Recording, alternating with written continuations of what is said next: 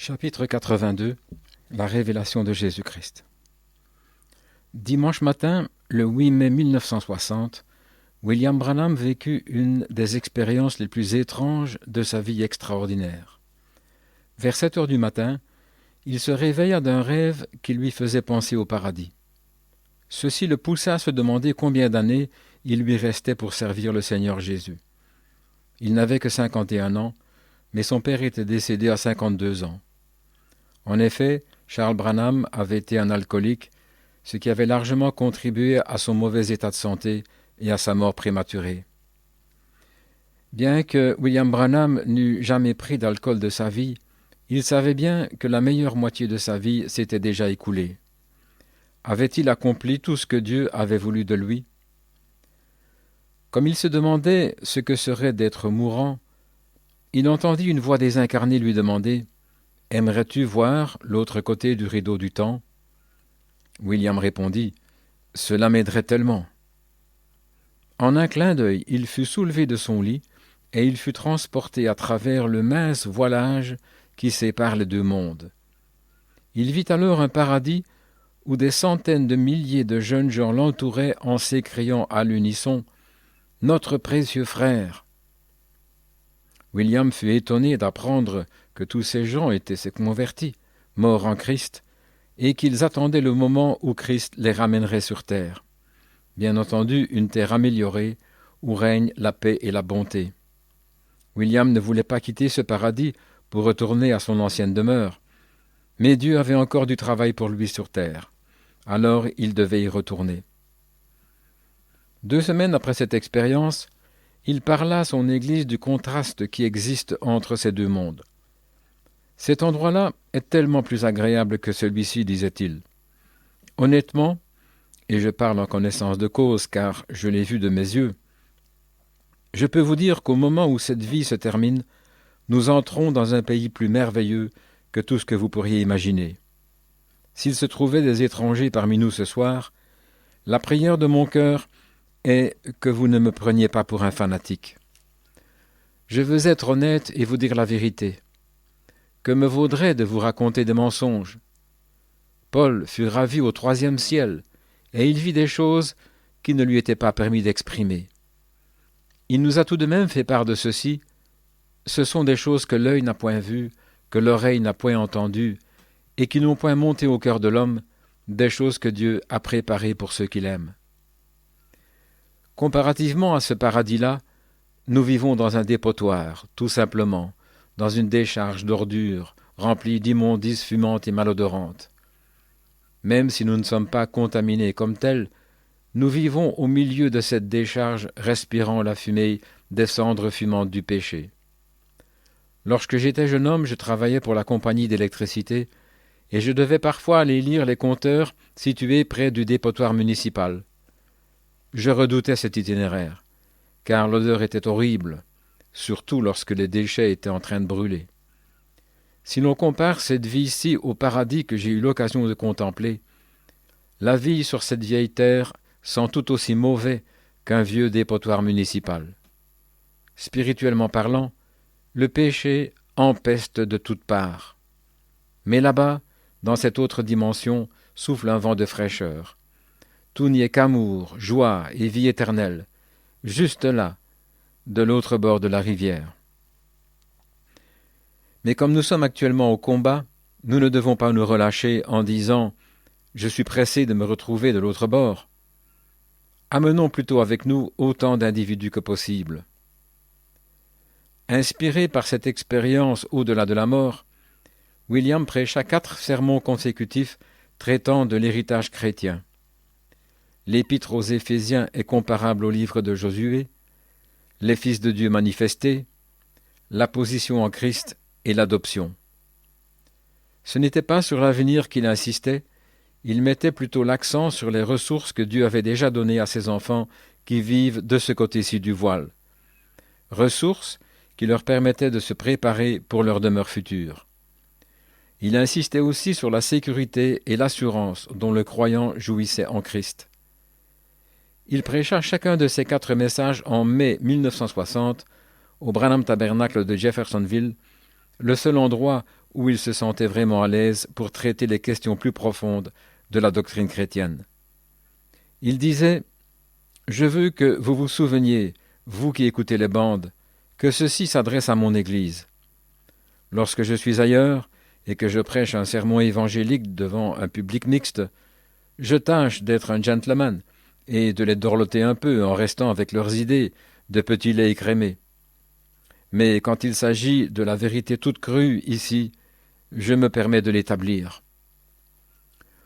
Au mois de juillet 1960, il commença une série de campagnes de guérison par la foi dans les États du Nord-Ouest en bordure de l'océan Pacifique.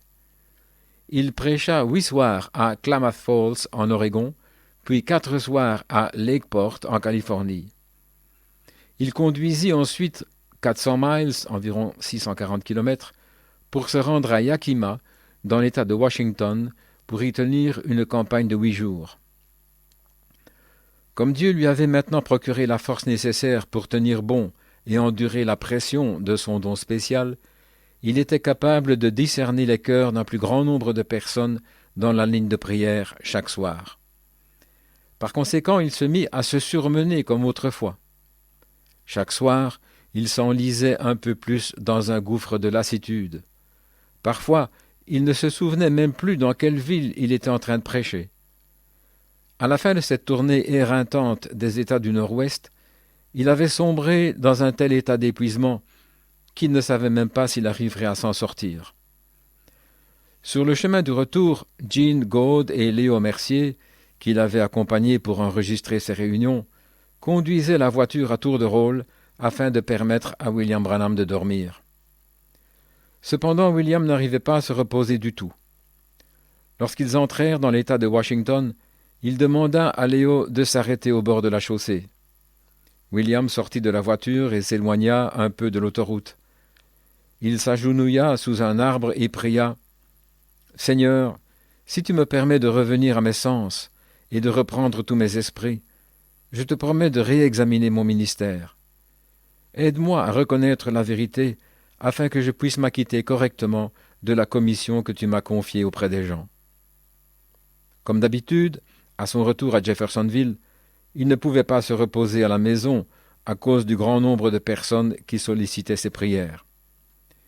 Il partit donc le lendemain, direction Elkhorn City au Kentucky, à quelques 300 kilomètres au sud-est, pour séjourner quelque temps chez ses amis Charlie et Nellie Cox. Charlie Cox était le beau-frère par alliance de Banks Wood, Ruby Wood étant la sœur de Charlie. La famille Cox habitait à la campagne, à quelques kilomètres à peine de la frontière entre le Kentucky et la Virginie. William passa plusieurs jours à parcourir les contreforts du massif des Appalaches, chassant l'écureuil, se délassant, réfléchissant et priant. Il se remémora cette nuit de 1946 où l'ange du Seigneur l'avait rencontré face à face pour la première fois et lui avait annoncé qu'il était ordonné pour apporter un don de guérison divine au peuple de la terre. L'ange lui avait dit qu'il lui serait donné 2 signes pour prouver qu'il était vraiment commissionné par Dieu. Il avait rapidement découvert que le premier signe était, en raison de la nature même de celui-ci, physiquement épuisant. De tenir les mains des malades et de sentir les vibrations de leur maladie mortelle se propager le long de son bras jusqu'à son cœur.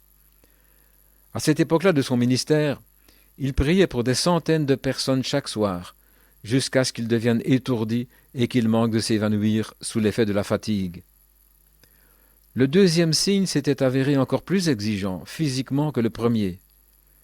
Lorsque l'onction du Saint-Esprit commençait à discerner les maux des gens, chaque vision lui siphonnait tellement d'énergie qu'il ne pouvait pas prier pour plus de 15 à 20 personnes par soir.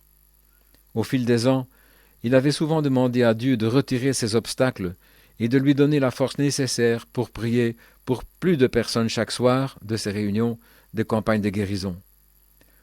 Au mois de février 1955, Dieu lui avait donné une vision d'une femme portant une robe brune qui tenait un bébé mourant dans ses bras.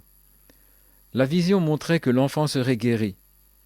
À ce moment-là, l'ange du Seigneur lui avait dit « Lorsque tu verras ces choses se produire, ton ministère changera. » Au printemps de 1959, pendant une réunion de guérison par la foi qu'il tenait à Chicago, cette femme à la robe brune s'avança dans la ligne de prière, exactement comme la vision avait prédit qu'elle le ferait. Dès que son bébé fut guéri, William sentit son énergie monter en flèche. La prochaine vision ne lui sapa pas autant d'énergie, et à partir de ce moment-là, il put prier pour plus de gens à chacune de ses soirées de réunion. Mais cette bénédiction ne s'avéra pas être ce qu'il avait espéré. Il était vrai qu'avec une plus grande endurance, il pouvait prier pour plus de gens à chaque réunion. Cependant, on aurait dit que les lignes de prière s'allongeaient à n'en plus finir. Inévitablement, il en arrivait toujours à un point où ses forces le quittaient. Pendant sa dernière campagne à Yakima, il avait reçu pas moins de 50 visions par soir, 50 discernements surnaturels, et chacun d'une parfaite exactitude. Est-ce que 50 miracles avaient réussi à affermir la foi des gens pour croire aux promesses de Dieu plus que ne l'avaient fait 15 miracles? Non, pas du tout. Lorsqu'il finit par manquer de force pour continuer la ligne de prière à Yakima, il y avait encore des centaines de personnes qui réclamaient des discernements surnaturels supplémentaires. À présent, assis à flanc de coteau, au Kentucky, pour contempler le soleil qui se levait au-dessus du massif des Appalaches, il réalisait qu'il s'était trompé à propos de sa commission originelle. Au départ, Dieu l'avait commissionné à prier pour les malades. L'ange lui avait dit que s'il parvenait à amener les gens à le croire, aucune maladie ne pourrait tenir contre ses prières. Lorsqu'il avait contesté le fait que les gens ne le croiraient pas à cause de son humble statut social, Dieu lui avait alors ajouté 2 signes pour prouver que sa commission venait bel et bien de lui. Mais un signe signifie aussi un poteau indicateur. Ce n'est pas la destination elle-même. Le panneau indicateur ne fait qu'indiquer le chemin à parcourir pour parvenir à sa destination. Il pouvait voir son erreur maintenant. Il avait mis l'accent sur le signe au lieu de le mettre sur la commission elle-même. Il était temps de corriger le tir. William Branham pria « Oh Dieu, pardonne-moi. Donne-moi la chance de me relever et d'essayer à nouveau. Aide-moi, Seigneur. Permets-moi de conduire ce peuple et de l'établir dans ta parole, afin que nous puissions traverser le Jourdain et entrer dans la terre promise, là où la grande Église rachetée de Dieu sera sauvée et ne péchera plus. » William passa le reste de la journée à se promener à travers les fourrés épais et les collines verdoyantes. Il marchait un peu, s'assoyait un bout de temps, marchait encore un peu, puis se rasseyait encore un bout de temps, priant, réfléchissant, se délassant. Il arriva à la maison de Charlie à peu près au moment où Nellie s'apprêtait à servir le dîner. William avait l'intention de retourner chez lui dès le lendemain. Cette nuit-là, il eut de la difficulté à dormir. Il se leva vers 3 heures du matin pour prier. À la lueur feutrée d'une lampe incandescente, il arpenta lentement la chambre de long en large. Soudainement, il se mit à frissonner. Levant les yeux, il fut surpris de voir un sinistre individu à la peau noire se tenant debout devant lui. Il n'était pas noir comme un Africain. Sa peau était plutôt gris charbon et plissée comme du fer forgé. L'homme bondit sur William et lui empoigna le cou par ses grandes mains semblables à des griffes. William se débattit pour échapper à sa poigne de fer, mais il n'y arrivait pas. Ainsi étranglé, il sentait sa vie s'écouler lentement. Puis il réalisa qu'il tenait un couteau de la main droite. En désespoir de cause, il enfonça la lame dans l'abdomen de l'homme noir, mais la lame était trop courte et ne parvenait pas à percer cette peau métallique. À la dernière des dernières minutes, lorsqu'il lui semblait ne pouvoir survivre que quelques secondes de plus, une lumière vive passa comme un éclair à travers la pièce, faisant reculer l'homme noir. Bien que William ne sût jamais comment le Seigneur Jésus avait fait pour le sortir de cette impasse, force est d'admettre qu'il était intervenu en sa faveur et qu'il l'avait sauvé.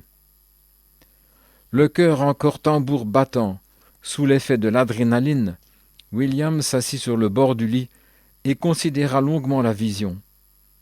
Il croyait bien que l'homme noir à la peau hideuse et métallique représentait la poursuite judiciaire du fisc américain.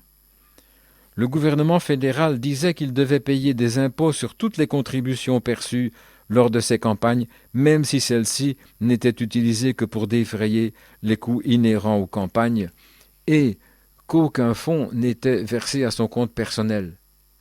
Bien qu'il n'avait rien fait de malhonnête ou d'illégal, les enquêteurs gouvernementaux essayaient toujours de prouver qu'il en avait commis. Cette affaire s'éternisait depuis bientôt 5 ans, et spirituellement parlant, elle brimait son ministère. À présent, il savait que le Seigneur le libérerait de cette poigne de fer gouvernementale. Tandis que l'été se muait graduellement en automne, cette ombre ne semblait pas vouloir se départir des chaleurs du mois d'août. Lors d'une de ces nuits chaudes et humides, William se tournait, se retournait dans son lit pendant des heures, incapable de dormir. Vers 3 heures du matin, en ce mardi 6 septembre 1960, il sortit du lit pour aller se chercher un verre d'eau. Puis il se mit à arpenter lentement la salle de séjour, priant, les yeux fixés sur le plancher, pendant qu'il faisait les 100 pas. Comme cela lui était si souvent arrivé auparavant, il sentit une présence surnaturelle entrer dans la pièce avant même qu'il ne la voie. Un frisson lui parcourut le dos. Cette fois-ci, lorsqu'il leva les yeux, il vit un homme resplendissant, semblable à une éclatante lumière blanche. Ce n'était pas l'ange du Seigneur, qui avait coutume de le visiter pendant qu'il priait. William ne savait pas de qui il s'agissait, mais sa présence le terrifiait tout autant que celle de l'homme noir qu'il avait visité 2 semaines auparavant, mais d'une autre manière. Dans la présence de cet homme-ci, William ne se sentait pas menacé. La pièce avait tremblé à la voix de cette présence divine. William était tellement abasourdi qu'il n'arrivait pas à bien saisir les mots qu'il avait prononcés. Soit que l'homme avait dit « Encore 7 jours, et tu te tiendras comme Moïse s'était tenu », ou encore avait-il dit « Tu seras tel que Moïse était », enfin, quelque chose concernant Moïse. Le dimanche suivant, le 11 septembre 1960, William prêcha un sermon intitulé « Je serai avec toi comme j'ai été avec Moïse ». Il voulait prêcher ce sermon depuis 1952 déjà, depuis la fois où la main désincarnée était descendue dans sa chambre, avait ouvert les pages de sa Bible au chapitre 1er du livre de Josué et lui avait montré du doigt les versets 2 à 9. Au fil des ans, William avait relu ces versets fréquemment, croyant qu'il devait certainement receler une signification spéciale pour son ministère. Ce dimanche était cependant la première fois qu'il les utilisait en tant que texte d'un sermon. Il lut « Moïse, mon serviteur, est mort. Maintenant lève-toi, passe le Jourdain, toi et tout ce peuple, pour entrer dans le pays que je donne aux enfants d'Israël. Nul ne tiendra devant toi tant que tu vivras. Comme j'étais avec Moïse, je ne te délaisserai point, je ne t'abandonnerai point. Fortifie-toi et prends courage, car c'est toi qui mettras ce peuple en possession du pays que j'ai juré de leur donner. » Josué savait qu'il s'agissait d'une grande commission, leur dit-il, mais c'est avec assurance qu'il pouvait être audacieux, voire téméraire, tant et aussi longtemps qu'il se dirigeait dans la bonne direction. De même, l'Église du Dieu vivant peut être audacieuse et téméraire dans sa foi, si elle se dirige elle aussi dans la bonne direction. Dieu a dit « Comme j'ai été avec Moïse, je serai avec toi. Je ne te délaisserai point, je ne t'abandonnerai point. » Il n'a pas abandonné ni Moïse ni Josué. Il ne nous abandonnera pas non plus. Il sera avec nous. William Branham enseigna que Josué avait même eu plus à faire que Moïse. Josué avait dû conquérir la terre promise progressivement, étape par étape, tout en la partageant équitablement entre les gens de son peuple. Lorsque Moïse avait conduit les Israélites hors d'Égypte, il était le type de Jésus-Christ libérant ses enfants de la servitude du péché. Lorsque Josué avait conduit les Israélites dans la terre promise de l'autre côté du Jourdain, il était le type du Saint-Esprit conduisant les chrétiens vers une vie remplie de l'Esprit, là où ils peuvent vivre victorieusement, malgré tous les efforts déployés par Satan pour les vaincre. La terre promise où Josué entra n'était pas un type du paradis, ni même un type du règne de Christ lors du millénium. Cela ne se pouvait pas, puisque les Israélites devaient se battre chaque pouce de terrain. La conquête de la terre promise était bien plus un type du chrétien devant lutter pour hériter de toutes et de chacune des promesses de Dieu, depuis le baptême du Saint-Esprit jusqu'à l'enlèvement de l'épouse de Jésus-Christ. William fit remarquer que même si Moïse avait commis des erreurs, Dieu avait continué à l'utiliser puisqu'il avait été ordonné pour cette tâche. Ensuite, William Branham admit sa propre erreur en expliquant à son assemblée comment le Seigneur lui avait révélé qu'il avait trop insisté sur le signe, le panneau indicateur, au détriment de la destination en tant que telle. Dieu lui avait assigné 3 commissions spécifiques au cours de ces années consacrées à l'évangélisation. La première avait été d'apporter un don de guérison au peuple de la terre. Sa deuxième avait été de faire l'œuvre d'un évangéliste en mettant l'accent sur la saine doctrine. Sa troisième commission serait de faire connaître l'héritage spirituel qui revenait à l'Église, ajout qui ne venait en rien modifier les 2 autres commissions. Sans trop savoir comment il avait fait son compte, il s'était légèrement éloigné de la commission originelle par laquelle il devait prier pour les malades, simplement prier pour eux. William dit « Dieu ne peut jamais s'éloigner de sa commission. En effet, cela fait maintenant 14 années consécutives que j'apporte des discernements à travers le monde entier. J'ai dû recevoir des dizaines de milliers de visions, peut-être 1 million. Et je vous demande ceci. Avez-vous déjà vu une seule fois où un discernement n'ait pas fonctionné? Non, monsieur. Alors, si le panneau indicateur n'a même pas été capable d'échouer, à plus forte raison, la véritable commission ne le pourra pas non plus. Le signe n'est qu'accessoire. Si le panneau de signalisation, qui ne fait qu'indiquer la direction à prendre pour se rendre à bon port, ne faillit jamais à la tâche de vous indiquer que la ville se trouve bel et bien par là, comment ne pourriez-vous pas être certain que la ville est vraiment là si vous y mettez les pieds vous-même? Là voilà la commission. Mon ministère est en train de changer. En fait, les changements ont déjà commencé à se faire sentir. J'utiliserai encore le discernement lorsque je sentirai que Dieu me conduit à en faire usage, mais de plus en plus, je ne ferai qu'imposer les mains aux malades et je prierai. Je désire respecter la commission qui m'a été donnée. J'ai longtemps patienté pour ce jour, mais là, je crois que nous sommes prêts à prendre possession de la terre promise. Croyez-le et vivez. Croyez-le et que votre santé soit rétablie. Je ne peux pas forcer quiconque à croire. Vous devez croire vous-même. Je vous ai dit la vérité. Dieu a authentifié que c'était la vérité, par sa parole, par son ange, par ses signes et ses miracles, au cours de ces 14 longues années. S'ils ne le croient pas maintenant, ils ne le croiront jamais. Mais je suis fatigué de rester sur cette montagne. Je veux traverser le Jourdain. Je veux entrer dans la totalité des promesses de Dieu.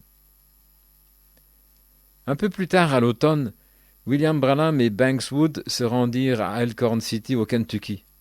Charlie Cox les avait invités à passer quelques jours chez lui. William voulait prendre un peu de temps pour chasser l'écureuil avant la fin de la saison de chasse de 1960. Un matin, Banks le déposa près d'un petit boisé à environ 6 kilomètres de la demeure de Charlie. Comme Banks repartait en voiture, William entendit un chien japper au loin à l'autre extrémité du bois. Le jappement fort et discordant s'éloigna graduellement, devenant de plus en plus faible au fur et à mesure que les minutes passaient. « Si quelqu'un est passé ici avec un chien, pensa-t-il, il ne me sert à rien d'essayer de chasser pour quelque temps. Les écureuils seront blottis dans leur cachette. Je vais juste m'asseoir ici un petit moment et attendre qu'ils s'activent de nouveau. » Il sortit sa Bible de sa gibecière, s'assit dans l'herbe sèche et s'adossa à un poteau de clôture. Avant même qu'il n'ait eu le temps d'ouvrir sa Bible, une voix se fit entendre disant « Lève-toi et rends-toi à l'endroit que tu appelles le creux du sportif. C'est là que je te parlerai. » Obéissant à la voix, il se leva et marcha vers le creux du sportif qui se trouvait à environ 1,5 kilomètre plus loin. Vous n'auriez pas pu trouver le creux du Sportif sur aucune carte topographique. C'est William qui l'avait ainsi surnommé. Un jour, alors qu'il était à la chasse à cet endroit, il avait vu 16 écureuils dans un seul et même arbre. Il avait tué le quota réglementaire qui lui revenait, et il avait laissé les autres indemnes, ce qui était la chose frangeuse et sportive à le faire. De là le nom qu'il lui avait laissé. Mais il n'y avait pas d'écureuil dans le creux du Sportif ce jour-là. William s'assit sous un chêne, s'attendant à ce que le Seigneur lui adresse la parole immédiatement. Les minutes passèrent, mais il n'entendait que le sifflement du vent à travers les branches dénudées ou encore le bruissement des feuilles mortes que le vent faisait tourbillonner au ras du sol. Le froid lui pinçait les oreilles. Il s'allongea de tout son long sur un tapis de feuilles, face contre terre, et pria. Au bout d'une demi-heure, il s'assit de nouveau et s'adossa au chêne. Un silence mystérieux régnait, comme si la forêt abritait un secret. Il pouvait ressentir la présence du Saint-Esprit qui se rapprochait graduellement en résonance avec la nature, comme un écho lointain qui répétait une équation parfaite. 2 et 2 font 4, puis en s'approchant, 2 fois 2 font 4, et puis encore, 2 et 2 font 4, 2 et 2 font 4, 2 et 2 font 4. Soudainement, Bill entendit encore cette voix aussi clairement qu'il pouvait entendre le bruissement des feuilles dans le vent. C'était une voix grave, dont la tonalité et l'inflexion étaient parfaites. Et elle disait « Lis le chapitre 4 de Malachie ». William ouvrit sa Bible au 4e chapitre de Malachie, appuyant légèrement son pouce sur la page pour la retenir et l'empêcher d'être emporté par le vent frisque de l'automne. C'était un chapitre très court, ne contenant que 6 versets. Il lut le 5e et le 6e verset à voix haute. « Voici, je vous enverrai Élie le prophète, avant que le jour de l'Éternel arrive, ce jour grand et redoutable. Il ramènera le cœur des pères à leurs enfants et le cœur des enfants à leurs pères, de peur que je ne vienne frapper le pays d'interdit. Oui, dit-il, songeur, je crois cela. Mais que signifient ces deux expressions, ramener le cœur des pères à leurs enfants et le cœur des enfants à leurs pères? Il se tourna alors dans Luc 1, 17 et lut la prophétie de l'ange concernant Jean-Baptiste. Jean, il marchera devant Dieu, avec l'esprit et la puissance d'Élie, pour ramener les cœurs des pères vers les enfants. Il sentait l'excitation le gagner, et les rebelles à la sagesse des justes. Elle était là sa réponse. Telles des fleurs déployant leurs pétales pour révéler leur splendeur, ces versets s'ouvraient maintenant pour révéler la vérité. Jean-Baptiste avait effectivement ramené les cœurs des pères à leurs enfants en dirigeant l'attention des Juifs, au-delà de la foi de leur père, vers une nouvelle foi libératrice en Jésus-Christ, le Fils de Dieu. Mais dans Luc 1, 17, lorsque l'ange citait Malachie 4, verset 6, il s'était arrêté à mi-verset. L'ange n'avait pas terminé le verset parce que la suite de Malachie 4, 6 ne s'appliquait pas au ministère de Jean. Il était en réserve pour le futur Élie, celui qui ramènerait les cœurs des enfants vers les cœurs de leur père.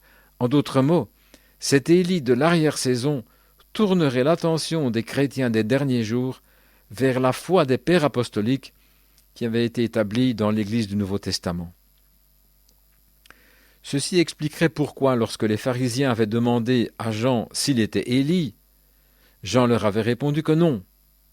Jean voulait leur indiquer qu'il n'était pas l'Élie de Malachie 4, verset 6. Non, il n'était pas l'Élie qui devait être le précurseur de la seconde venue de Christ.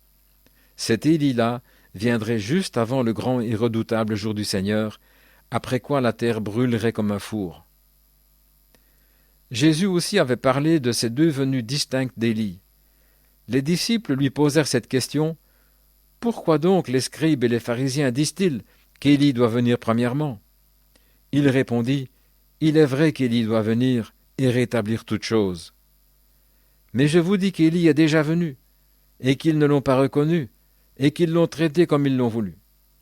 De même, le Fils de l'homme souffrira de leur part. » Les disciples comprirent alors qu'il leur parlait de Jean-Baptiste. Au moment où Jésus leur avait dit ces choses, Jean était déjà mort. Alors, lorsque Jésus disait « Élie doit venir premièrement et rétablir toutes choses », il se référait à un événement futur. Qui plus est, Jean n'avait pas rétabli quoi que ce soit. Il était un messager annonçant la venue du Messie. Ce futur Élie, lui, aurait un ministère de restauration tout juste avant la seconde venue de Christ. Puis pour une dernière fois ce jour-là, il entendit la voix caractéristique faire écho dans le creux. Elle disait « Lis dans l'Apocalypse chapitre 1, 2 et 3 ». Tournant dans le dernier livre de la Bible, William commença à lire tel que la voix le lui avait ordonné. Verset après verset, de nouvelles révélations semblaient lui sauter aux yeux, comme si le soleil s'était suffisamment élevé pour dissiper la brume matinale. Il pouvait maintenant saisir le sens de chaque verset très clairement. De retour à Jeffersonville, il programma une semaine de réunion spéciale pour le début du mois de décembre afin de partager ce que le Seigneur lui avait révélé. Entre-temps, il consolida ses connaissances d'histoire en révisant les écrits de Joseph et de Broadbent ainsi que les 2 Babylones de Hislop, le livre des martyrs de Fox, l'histoire de l'église de Hazeltine, comment cela est-il arrivé, et beaucoup d'autres encore sur l'histoire du christianisme, tels que les pères anténicéens, les pères nicéens et les pères post-nicéens, ainsi que le traité catholique exposé de notre foi. Dimanche matin, le 4 décembre 1960, William amorça cette série de réunions au Branham Tabernacle en prêchant sur l'Apocalypse, chapitre 1er. Il développa soigneusement le contexte ainsi que la raison d'être de la vision de Jean. Le reste de la semaine, il prêcha sur les chapitres 2 et 3 en expliquant un nouvel âge de l'Église chaque soir. William Branham enseigna que c'était Jésus-Christ, le véritable auteur du livre de l'Apocalypse. Jean n'avait que transcrit ce qu'il avait vu lors d'une série de visions reçues pendant les années 95 et 96 de notre ère. Durant ces années-là, Jean était prisonnier à Patmos, une petite île dans la mer Égée près de la frontière entre la Grèce et la Turquie actuelle. Jean avait dit « Je fus saisi par l'Esprit au jour du Seigneur, et j'entendis derrière moi une voix forte comme le son d'une trompette. » William expliqua que dans ce contexte-là, le jour du Seigneur ne se référait pas au 7e jour de la semaine. Plutôt, le jour du Seigneur évoquait ce moment dans l'histoire de l'humanité où Jésus-Christ vient régner physiquement sur ce monde, accomplissant ainsi Apocalypse 11, verset 15, « Le royaume du monde est remis à notre Seigneur et à son Christ, et il régnera au siècle des siècles. » Dans sa première vision, Jean, qui était un disciple de Jésus, avait vu Jésus-Christ comme il ne l'avait jamais vu auparavant. Jean avait vu Jésus marchant au milieu de 7 lampes, tenant 7 étoiles dans sa main droite, ses cheveux blancs et son visage étincelant de pureté, mais sa langue ressemblait à une épée et ses yeux étaient comme des flammes de feu. En le voyant, Jean était tombé comme mort à ses pieds. Le dimanche soir, William leur dit « Ce matin, nous avons parlé de la révélation, l'Apocalypse, la révélation de Jésus-Christ. Dieu nous a ainsi révélé que c'était Jésus-Christ qui était la divinité suprême, le grand « Je suis » en toutes circonstances et à jamais. Nous constatons ceci dès le premier chapitre de l'Apocalypse. De quelle révélation s'agit-il ? De Jésus-Christ. Et que révèle-t-il de lui-même en premier ? Il nous révèle qu'il est le Dieu du ciel, pas une trinité, mais bien un seul Dieu. Il le dit 4 fois dans le premier chapitre afin d'écarter toute possibilité d'erreur. En premier lieu, vous devez savoir que Jésus n'est pas simplement un prophète. Il n'est pas un Dieu amateur ni un Dieu secondaire. Il est Dieu. La révélation nous ayant été dévoilée, nous continuerons à l'appliquer ce soir tandis que nous étudierons les 7 facettes de sa personnalité. Puisse Dieu nous aider pendant que nous prêchons ces choses. Je l'ai étudié du point de vue historique avec ma compréhension personnelle, mais attendez un peu que je me tienne derrière cette chaire pour recevoir l'inspiration. La plus grande de toutes les révélations, c'est que notre Seigneur Jésus-Christ est le Dieu suprême. Vous ne gagnerez jamais la première manche si vous ne croyez pas cela. Pierre a dit « Repentez-vous, reconnaissez la divinité et soyez baptisés au nom de Jésus-Christ pour la rémission de vos péchés, et vous serez prêts à entrer dans l'Esprit. » Vous devez d'abord et avant tout être au courant de la divinité de Jésus-Christ. Jésus a dit « Je suis l'alpha et l'oméga. Je suis de A à Z. Il n'y en a pas d'autre que moi. J'étais dès le début et je serai à la fin. Je suis celui qui était, qui est et qui vient, le Tout-Puissant. » Mais pensez-y donc. C'est ce que la trompette disait. « Prends garde, Jean. Tu es entré dans l'Esprit. Quelque chose va sûrement être révélé. » Et de quoi s'agissait-il? La toute première révélation était « Je suis l'alpha et l'oméga. » Ô pécheur, courbe l'échine, repens-toi maintenant avant qu'il ne soit trop tard. Tout d'abord, il a révélé à Jean l'identité de celui qui s'approchait. S'agissait-il du roi Jésus, du roi Dieu, du roi Saint-Esprit? Il a dit « Je suis le premier et le dernier. Je suis de A à Z. Je suis tout en tout. Je suis celui qui est immortel. Je suis l'Éternel. » Un peu plus tard, nous l'étudierons en tenant compte des 7 facettes de sa personnalité. Vous verrez bien qui il est à ce moment-là.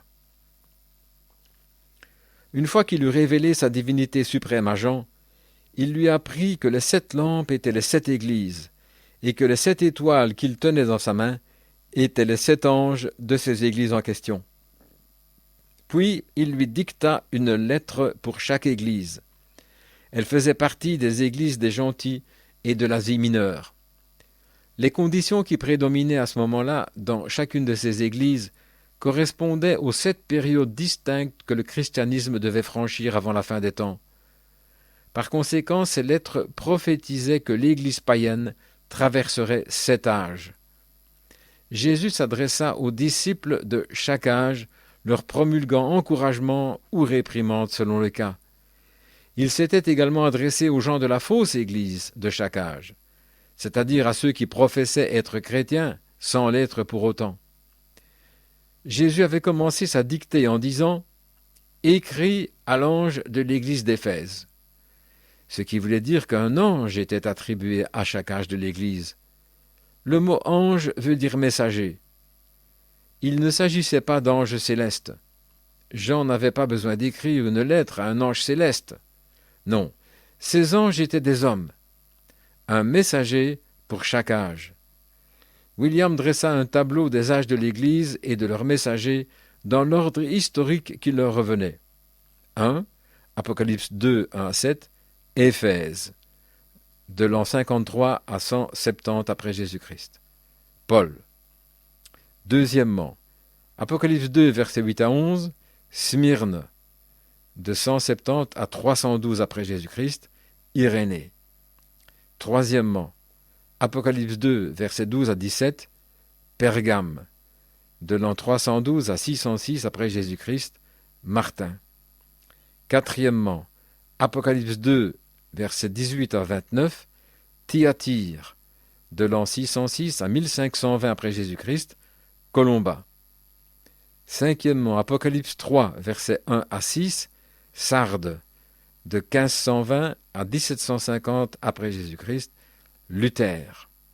Sixièmement, Apocalypse 3, versets 7 à 13, Philadelphie, de 1750 à 1906, Wesley. Septièmement, Apocalypse 3, 14 à 22, Laodicée, à partir de 1906, jusqu'à point d'interrogation. Le messager pour le premier âge de l'Église était Paul. Tout de suite après sa conversion au christianisme, le Seigneur avait dit de Paul que cet homme est un instrument que j'ai choisi pour porter mon nom devant les nations. Au début, Paul ne prêchait qu'aux Juifs. Puis, lorsqu'ils rejetèrent son message, il leur dit « C'est à vous premièrement que la parole de Dieu devait être annoncée, mais puisque vous la repoussez, et que vous vous jugez vous-même indigne de la vie éternelle, voici, nous nous tournons vers les païens. » Les gentils, ceux des nations. Ainsi nous l'a ordonné le Seigneur, je t'ai établi pour être la lumière des nations, pour porter le salut jusqu'aux extrémités de la terre. Paul avait établi des églises des nations à travers toute l'Asie mineure, et à travers ses lettres, il précisait ce qu'était la foi chrétienne. Dans sa lettre aux Romains, il avait dit « Je vous le dis, à vous, païens, en tant qu'apôtre des païens, je glorifie mon ministère. » Le premier âge avait commencé autour de l'an 53 de notre ère, lorsque Paul avait établi l'église d'Éphèse en enseignant les fondements de la doctrine chrétienne à 10 convertis, commençant par le baptême au nom de Jésus-Christ et le baptême du Saint-Esprit. Le nom Éphèse signifie se relâcher et se laisser aller à la dérive. Initialement, le premier âge de l'Église s'attachait fidèlement à l'évangile que Paul avait reçu de Jésus-Christ par révélation. Ultérieurement, cependant, les chrétiens s'en étaient écartés, s'attachant de préférence aux enseignements qui prêchaient un autre évangile. C'est pourquoi Jésus avait dit au premier âge de l'Église « Mais ce que j'ai contre toi, c'est que tu as abandonné ton premier amour. » Il faisait cependant également l'éloge de certaines de leurs qualités. « Tu as pourtant ceci, c'est que tu hais les œuvres des Nicolaïtes, œuvres que je hais moi aussi. » Le terme Nicolaïte est un mot composé à partir de 2 mots grecs, nikao signifiant conquérir ou renverser, et laos qui veut dire les laïcs, c'est-à-dire les chrétiens ordinaires, ceux qui n'occupent aucun poste officiel en tant que ministres. Les Nicolaïtes subjuguaient graduellement les laïcs en remplaçant la conduite du Saint-Esprit par la gouverne des hommes. Comment de tels changements avaient-ils réussi à s'introduire dans une Église qui avait pourtant été fondée par Dieu lui-même? Pour répondre à cette question, William se servit du livre de la Genèse pour montrer que dès le début, les faits et gestes de Dieu généraient toujours 2 sortes de frères, ayant chacun des intentions personnelles bien différentes, comme Caïn et Abel, Ésaü et Jacob, Ismaël et Isaac. Dans chaque cas, un des 2 frères était une véritable semence de Dieu, tandis que l'autre ne l'était pas. Pourtant, les 2 prétendaient aimer Dieu. Pour sa part, le ministère de Jésus produisit autant Simon-Pierre que Judas Iscariote. De même, le premier âge de l'Église donna le jour à toute une foule d'assemblées de frères aux intentions très diversifiées, souvent secrètes et non déclarées. Que vous les appeliez croyants et soi-disant croyants, ou chrétiens spirituels et chrétiens charnels, ou vraies et fausses vignes, ou le blé et l'ivraie, ou encore les vierges sages et les vierges folles, cela revient toujours à dire que pendant qu'un frère est né de nouveau par une expérience spirituelle, l'autre se convainc de la chose par le fruit de ses pensées. Au lieu d'avoir une expérience spirituelle, certains deviennent chrétiens pour des raisons intellectuelles ou pour des motifs politiques, et certains d'entre eux établissent des hiérarchies administratives pour dominer leurs frères. Satan a utilisé de tels chrétiens charnels et leur système politique pour s'insinuer dans l'Église. En étudiant pieusement l'histoire, William Branham réussit à identifier les messagers des 6 premiers âges de l'Église, Paul lui servant de référence biblique, puisque Paul était le messager du premier âge de l'Église, un homme dont le ministère s'apparentait étroitement à l'évangile de Paul. Il devait forcément être l'ange pour l'âge de l'Église de son temps. Selon cette norme, Irénée, évêque de Lyon, était manifestement le messager du second âge de l'Église. Irénée était un érudit paulinien. Son livre intitulé « Contre les hérésies » avait influencé plusieurs chrétiens de son époque à rester fidèles aux enseignements de Paul, plutôt que de s'égarer en suivant des enseignements contraires. Pendant l'âge de Smyrne, de 170 à 312 de notre ère, Satan utilisa 2 tactiques pour attaquer l'église de Smyrne: la persécution à l'externe et la déception ou la tromperie, la séduction à l'interne. La séduction était assurément l'arme la plus puissante entre toutes. Malgré les efforts d'Irénée et beaucoup d'autres, la fausse vigne s'était développée à un tel point qu'elle avait réussi à se doter d'un véritable champion, l'empereur Constantin, qui n'adhérait au christianisme que par ambition politique et qui en avait fait la religion d'État. Ce qui n'avait commencé que par des œuvres nicolaïtes dans le premier âge de l'Église était devenu une doctrine bien structurée lors du troisième âge, l'âge de Pergame. À présent, l'Église d'État était organisée en une hiérarchie cléricale, un pape, des cardinaux, des évêques et des prêtres. Constantin appela cette religion d'État l'Église catholique, ce qui veut dire l'Église universelle. À compter du concile de Nicée en 325, la doctrine de l'Église était légiférée de la tête aux pieds, et en utilisant toute la puissance politique de l'État, elle avait force de loi. Le pire était que Constantin avait réussi à influencer l'Église à combiner christianisme et paganisme afin de mettre sur pied une religion qui plairait à tous les sujets de son empire. En réalité, le catholicisme n'est qu'une forme païenne de christianisme. Martin de Tours, qui était le messager pour l'âge de Pergame, avait vaillamment résisté à cette forme d'hybridation de l'Église. Comme l'Église catholique contrôlait les centres d'enseignement, la vraie vigne avait de plus en plus de difficultés à préserver les enseignements apostoliques. Tous les décors étaient mis en place pour l'entrée en scène du ténébreux Moyen-Âge. L'âge de l'Église de Thyatire commença autour de l'an 606 et dura plus de 900 ans. Les historiens font bien de décrire ce Moyen-Âge comme étant une époque ténébreuse. En effet, la lumière de la parole de Dieu allait tellement en déclinant qu'elle s'était presque totalement éclipsée. L'Église catholique romaine s'était développée en une organisation étroitement unie, tricotée, serrée, comme on dit, et dominait l'Europe en empêchant les masses d'avoir accès à la parole de Dieu, en utilisant les dogmes, les superstitions et la peur pour gouverner le peuple. Pourtant, même cette grande obscurité trouvait sa place dans le plan d'ensemble de Dieu. Jésus avait dit « Si le grain de blé qui est tombé en terre ne meurt, il reste seul. Mais s'il meurt, il porte beaucoup de fruits. » La semence de la parole de Dieu qui avait été semée dans le premier âge de l'Église était maintenant morte et s'était corrompue, mais de cette semence originelle une Église clandestine avait germé et avait développé des racines. Le messager pour ce quatrième âge de l'Église, Colomba d'Écosse, avait prouvé que même si elle était enveloppée de ces épaisses ténèbres, la véritable Église, la véritable semence de Dieu, pouvait et avait réussi à persévérer et à vaincre contre toute attente. Finalement, de ce grain de vérité enfoui sous terre, jaillit une belle jeune pousse verte. L'âge de Sardes commença autour de l'an 1517, lorsque son messager, un jeune prêtre dénommé Martin Luther, mit ses revendications contre l'Église catholique romaine par écrit et les afficha sur la porte de l'église de la Toussaint de Wittenberg en Allemagne. Les débats publics qui en découlèrent ébranlèrent toute la chrétienté. Pendant des siècles, l'Église catholique avait enseigné que les gens gagnaient leur salut en faisant certaines œuvres. Luther protesta. Il lisait dans les lettres de l'apôtre Paul « Car c'est par la grâce que vous êtes sauvés par le moyen de la foi. Et cela ne vient pas de vous, c'est le don de Dieu. Ce n'est point par les œuvres, afin que personne ne se glorifie. » Luther se rangeait du côté de Paul.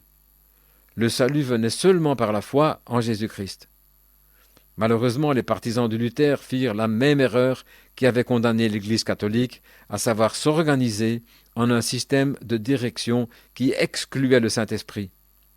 À cause de cela, Jésus avait dit à l'âge de Sardes « Je connais tes œuvres, je sais que tu passes pour être vivant, et tu es mort. » Finalement, l'âge de l'Église luthérienne devint tout aussi spirituellement mort que l'Église catholique romaine, étranglé par les motifs politiques des hommes qui étaient à sa tête. L'âge de l'Église de Philadelphie débuta autour de 1750. Son messager était John Wesley, un ministre de l'Église d'Angleterre. En 1738, Wesley écoutait la lecture de la préface de Martin Luther à la lettre de Paul aux Romains. Paul et Luther inspirèrent Wesley d'adopter une foi qui sauve en Jésus-Christ. Grâce au programme missionnaire, Wesley passa le reste de sa vie à transmettre cette foi qui sauve à des milliers de personnes en Angleterre et ailleurs. C'est pour cela que Jésus avait dit à l'âge de Philadelphie « Je connais tes œuvres. J'ai mis devant toi une porte ouverte que personne ne peut fermer. » Toutefois, Wesley avait ajouté une dimension supplémentaire au message de Luther, la sanctification.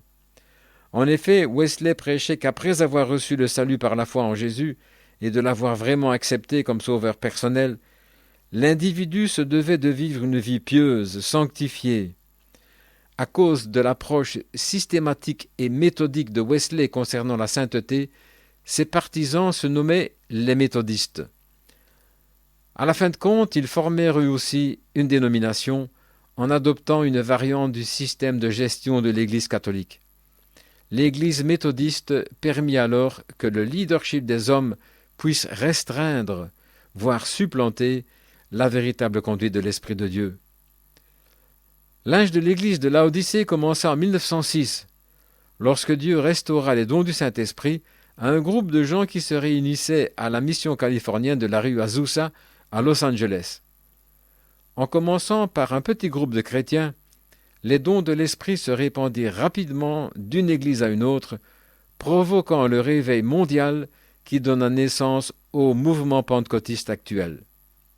Hélas, ce qui avait commencé de façon si prometteuse finit par suivre l'exemple des âges précédents.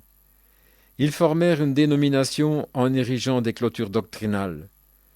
En consolidant les pieux de ces clôtures doctrinales avec du ciment, ils en avaient en quelque sorte barricadé tous les accès. Conséquemment, le Saint-Esprit ne pouvait plus les conduire à un niveau plus élevé. Jésus réprimanda l'âge de l'église de Laodicée en disant « Ainsi, parce que tu es tiède et que tu n'es ni froid ni bouillant, je te vomirai de ma bouche. Tu dis, je suis riche, je me suis enrichi et je n'ai besoin de rien. Et tu ne sais pas que tu es malheureux, misérable, pauvre, aveugle et nu. Pour ce qui est du 7e âge de l'Église, il est si hermétiquement organisé que Jésus se décrit comme étant à l'extérieur, incapable d'entrer à l'intérieur. Voici, je me tiens à la porte et je frappe. Si quelqu'un entend ma voix et ouvre la porte, j'entrerai chez lui, je souperai avec lui et lui avec moi. » Laodicée est le dernier âge de l'Église avant le retour de Jésus-Christ sur la terre pour le jugement. Dieu nous a dit dans Malachie « Voici, je vous enverrai Élie le prophète avant que le jour de l'Éternel arrive, ce jour grand et redoutable. Il ramènera le cœur des enfants à leur père. Le messager du 7e âge de l'Église sera donc investi de l'esprit d'Élie, tout comme Jean-Baptiste l'avait été. » William Branham enseigna « Lorsque ce grand Élie viendra à la fin de cet âge, il prendra le message de la Pentecôte pour tourner le cœur des enfants à la foi de leur père. Il réprimandera les chrétiens de Laodicée de ne pas avoir gardé la foi du début. » Je me suis souvent demandé, alors cet homme allait-il n'être qu'un simple prédicateur? Élie ne faisait que des miracles, aucun sermon. Mais lorsque son esprit fut sur Jean, l'esprit ne faisait que des sermons et aucun miracle. Pourquoi donc? Jésus devait le suivre et c'était lui qui ferait tous les miracles. Malachie avait dit « Mais pour vous qui craignez mon nom se lèvera le soleil de la justice, et la guérison sera sous ses ailes. » Jean n'avait pas besoin de faire des miracles, il ne faisait qu'annoncer la venue de Christ. Par déduction, William en concluait que non seulement cet Élie du temps de la fin allait-il prêcher, mais qu'il ferait également des miracles. William continua à étoffer son Élie. Tout comme Jean, cet Élie du temps de la fin serait incompris. Il sera tellement grand et puissant devant Dieu que certains le prendront pour le Messie. Et quelle sera la nature de cet Élie? Tout d'abord, il sera un puissant prophète qui se tiendra fidèlement avec la parole de Dieu, tout comme Élie et Jean, qui étaient tous deux restés fidèles à la parole. Accomplissant signes et miracles, il tournera les cœurs des enfants à la foi de leur père de la Pentecôte. Il détestera les femmes aux mœurs relâchées, comme Élie détestait Jézabel, et Jean et Hérodias. Tous deux, en tant que prophètes investis du même esprit, détestaient les religions organisées, telles ces dénominations chrétiennes que nous avons aujourd'hui.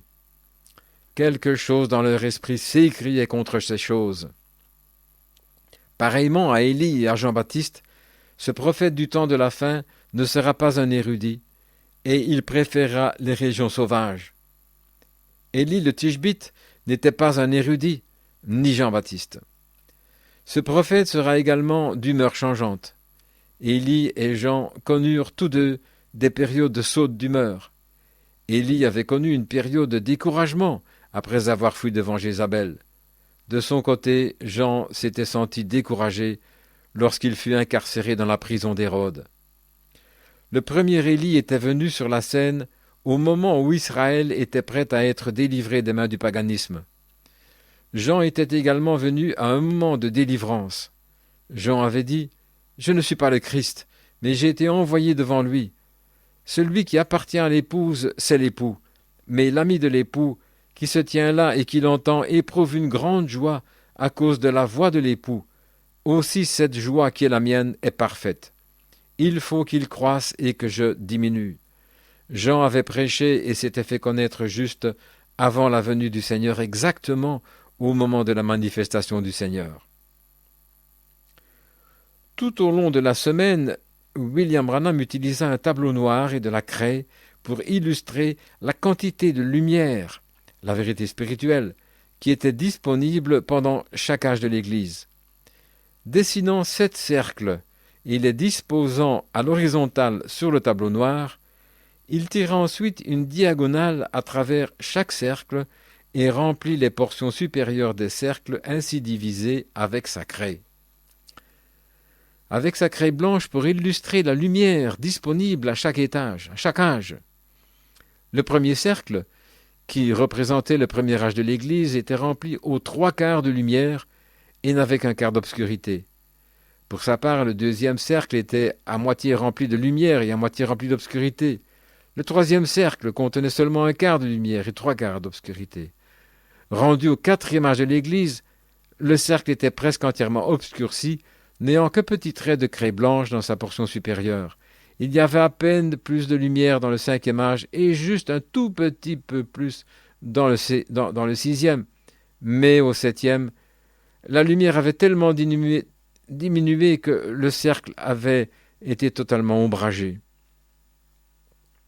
Le dimanche matin 8 janvier 1961, William prêcha son 3e sermon tiré du 4e chapitre de l'Apocalypse, un sermon intitulé « Le trône de miséricorde et de jugement ». Au moment où il terminait son message et s'apprêtait à prier, la colonne de feu apparut dans les airs à l'arrière de la salle, se contractant ensuite en une boule de lumière, tel un soleil miniaturisé. Comme William se tenait face à son auditoire, il fut le premier à l'apercevoir. Environ 350 personnes étaient assises dans les bancs. Elles se mirent alors à bouger nerveusement et à murmurer anxieusement, sentant la présence de quelque chose de surnaturel. Puis certains virent une lumière apparaître sur le mur derrière la chaire. Gladys Dow cria d'une voix perçante. William se retourna et regarda par derrière. Bien que la lumière qui se trouvait sur le mur derrière lui n'était pas aussi vive que celle qui se tenait à l'arrière de la salle, elle en retenait toutefois toutes les caractéristiques. William expliqua à ses auditeurs que la lumière qu'il voyait sur le mur derrière lui était le reflet de la lumière surnaturelle qu'il voyait à l'arrière de la salle. Vous en voyez une et moi j'en vois 2. Une série de visions déferlèrent par la suite. William parla pendant qu'il observait les visions lui révéler des choses. Il dit « Il y a un homme assis un peu en bordure là-bas, sous cette ligne, fixant les regards sur cette lumière. Cela l'a frappé. Il est de Seymour en Indiana, et il souffre des séquelles d'un accident vasculo-cérébral. Monsieur, si vous croyez, Dieu vous guérira de ces séquelles. Amen. Croyez maintenant. Madame, croyez-vous de tout votre cœur? Si le Seigneur notre Dieu, créateur du ciel et de la terre, me permet de faire quelque chose qui vous prouvera qu'il s'agit bien de Dieu, croirez-vous alors de tout votre cœur? Vous souffrez d'une affection nerveuse reliée à la ménopause. Jésus vous guérira. La dame assise à côté d'elle, vous n'êtes pas d'ici, vous non plus. Vous venez de Somerset dans le Kentucky. bien que je vous sois étranger, je sais que ce n'est pas vous qui avez besoin d'être rétabli, c'est votre fils. Il habite en Virginie, il souffre d'ulcères. Par ailleurs, sa santé est bonne, mais il n'est pas sauvé. Vous êtes en train de prier pour lui à l'instant même. Madame Baker, retournez chez vous à Somerset et croyez de tout votre cœur, et Jésus guérira votre fils. » Il continua ainsi pour environ 15 minutes, entrant et sortant régulièrement des visions. Entre chaque vision, il observait les modulations et variations de la sphère de lumière surnaturelle qui restait à l'arrière du sanctuaire. Graduellement, elle s'obscurcissait telle une éclipse de soleil. Sa réflexion derrière lui sur le mur subissait les mêmes transformations progressives, ressemblant à une éclipse de lune. Chaque fois que William sortait d'une vision, il remarquait qu'une plus grande surface du disque était obscurcie. Lorsqu'il sortit de la troisième vision, il vit que ce petit soleil à l'arrière de la salle était maintenant presque totalement obscurci par une ombre qui ne laissait briller qu'une minuscule frange de lumière. Après 2 autres visions, le disque s'éclaircit un peu, mais après la vision suivante, il s'obscurcit de nouveau et s'éteignit complètement. Chacune de ces 7 phases ressemblait exactement aux 7 cercles représentant les étages de l'Église que William Branham avait dessinés au tableau. William expliqua que le soleil représentait symboliquement Christ et que la lune représentait l'Église. De la lune n'émane aucune lumière. Elle ne reflète que la lumière du soleil. Pareillement, l'Église ne fait que refléter la lumière de Christ. Plusieurs membres de l'Assemblée, incluant Gladys Dow, avaient observé la progression de l'éclipse de cette lumière sur le mur derrière la chaire. Ils avaient pu en observer chacune de ces étapes jusqu'à ce que l'éclipse totale de la dernière étape. William Branham garda toujours cet événement dans son cœur comme un signe venant de Dieu pour confirmer l'authenticité de son enseignement sur les 7 âges de l'Église.